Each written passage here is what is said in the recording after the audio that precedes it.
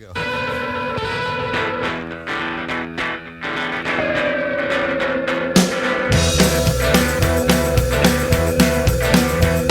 been wrapped up in confusion, been tied down to my bed, suffering some illusion. I'm out of my fucking head, it's insane.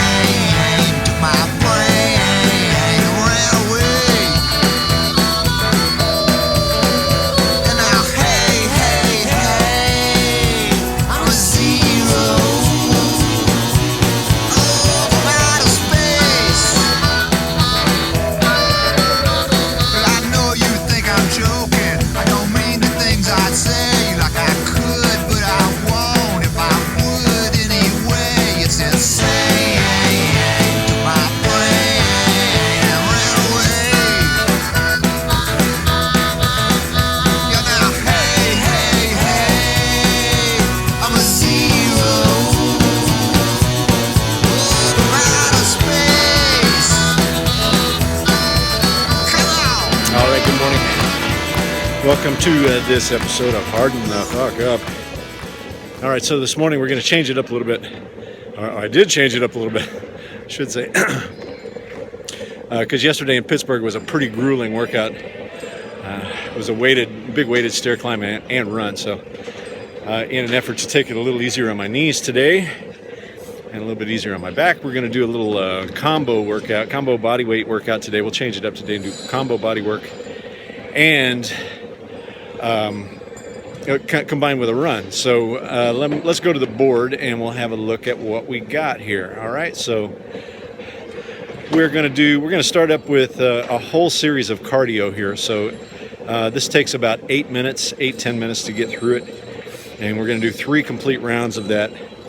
And in between each round, we're going to have a 1-lap up-tempo run around the building. So it goes like this. We're going to go 30 seconds of mountain climbers, 30 seconds of one-leg squat, 30 seconds of one-leg push-up, 30 seconds of bird dog, 30 seconds of burpees, 30 seconds of lunge and rotation, 30 seconds of one-leg tricep dip, 30 seconds of reverse plank, 30 seconds of plyo split squat, 30 seconds of side lunge, 30 seconds of staggered push-ups, and 30 seconds of full side plank.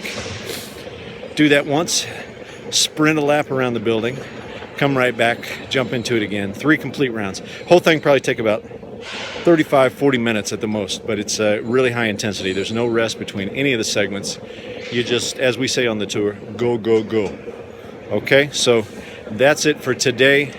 No need for a big tour around the building today or anything like that. It is just a big circle plus a bunch of cardio, okay? That's it for today. We'll see you guys on the next Harden. You know the word. Harden the fuck up. All right, we'll see you. Bye-bye.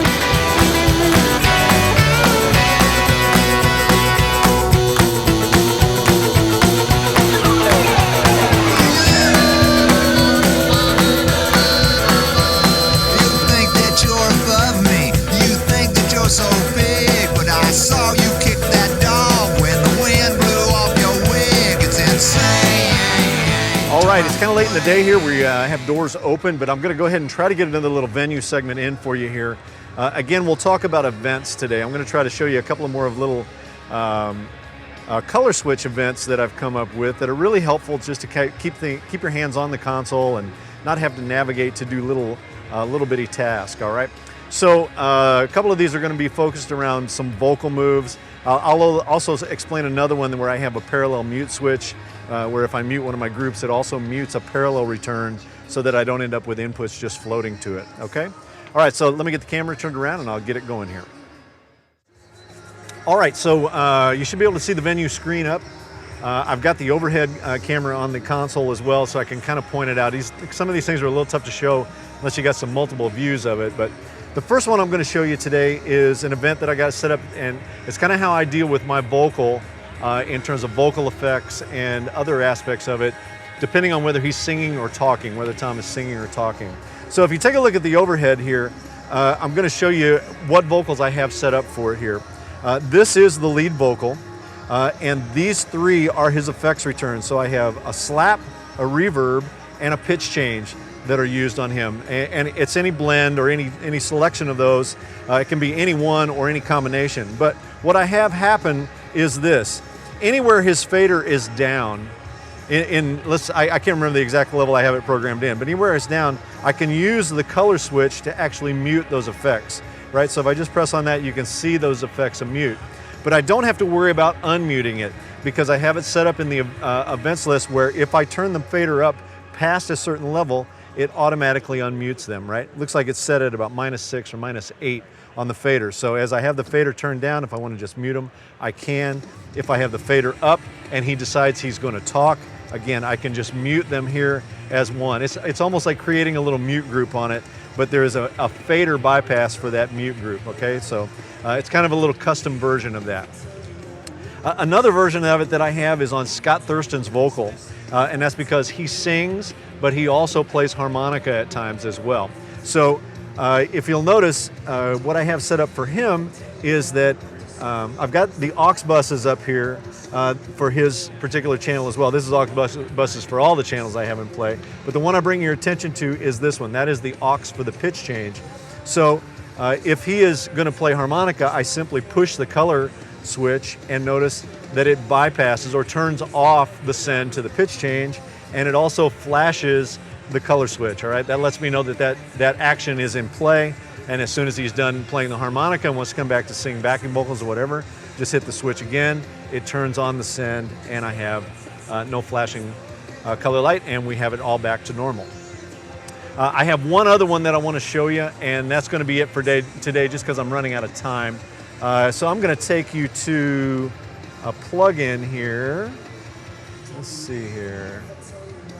This is on Tom's vocal, and it's on his slap. Now notice, I'll pull it up on the venue screen here so you can see it. Notice I have a chain here that is an equalizer into a harmonic distortion type box that also feeds his slap delay, okay? So it makes it so I can kind of squawk or make that slap delay really kind of odd sounding to make it kind of stand out at times when I want to do that. But I wanted to have the way to be able to do that quickly and kind of choose song to song. Oh yeah, I think it would be good there on the slap. So I've done that with a color switch as well. So on his slap channel, on his slap return here, I use the color switch to actually engage or disengage the color on the slap, all right? So if you'll notice up on the screen where the futz box is, if I engage the color switch, it puts that in circuit. If I disengage it, it takes it out of circuit. I haven't set up the flash on that, but I'm going to. So let's go do that now. See if I can get this done before we go. So yeah, I've actually started it here. Colors, Tom slap. Looks like it should be flashing. Yeah, there we go. So I have already set it up. Sorry, I already did it. So that is obviously with it engaged, and this would be disengaged.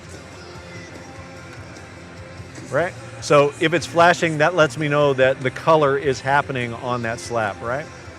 So these are just three really, really quick ones to show you. I'll show you one other one, and that's down here at my groups. This is my drums group. And notice I have, in my custom layout here, I have the DBX 120X return here. And this 120X return actually goes in parallel with that group to the master output section. It does not go through that group. I wouldn't have any way to actually time align it if I did. So one of the challenges that comes with that is when it's open, if inputs are open, they are actually going to that and they make it to the PA system. So I wanted to have a situation where if I muted the groups, it actually mutes that 120X as well. All right, so at the end of the night, if I'm just muting groups, it also mutes that parallel return that feeds directly up to the PA. Okay, so there you go. 3 or 4 really quick ones today. I hope that helps. I won't say we got behind today. We just had a late running day today. We got in from Pittsburgh last night and spent quite a bit of time working on the PA and other things today. I spent a lot of time in virtual sound check today, so it kind of ate up my time. And we did our first podcast today, so hopefully you'll be seeing that before too long too. All right, that's it today for Venue Real-Time Workflows.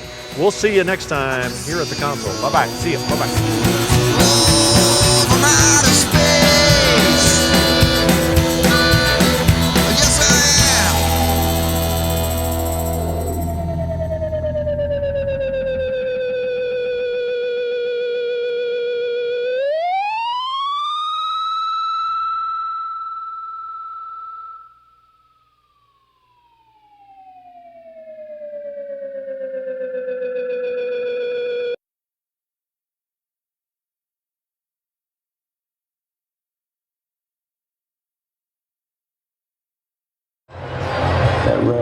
tried to run together, did it not.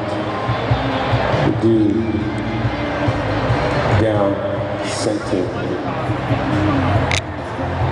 Down center.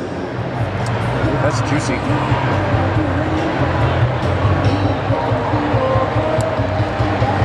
Spare. Dude. That's good. Dude.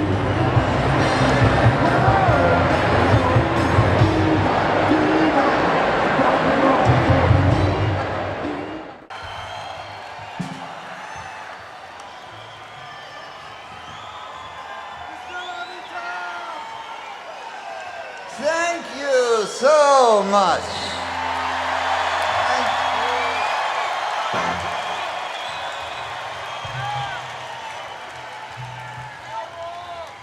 We were asked the other day by a journalist how we've kept this going for so long, and I said, well, it's the fans that keep coming back, you know.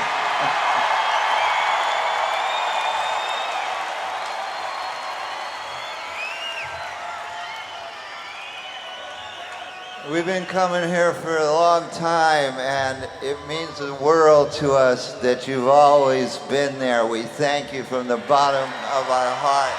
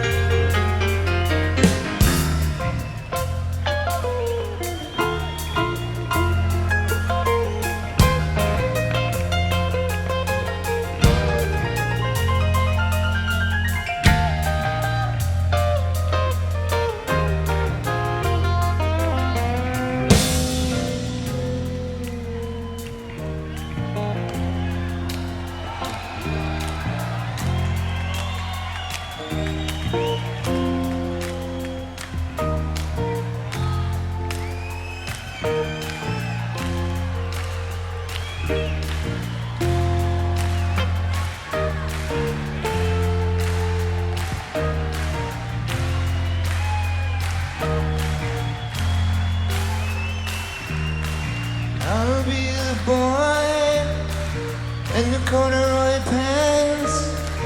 You'll be the girl at the high school dance.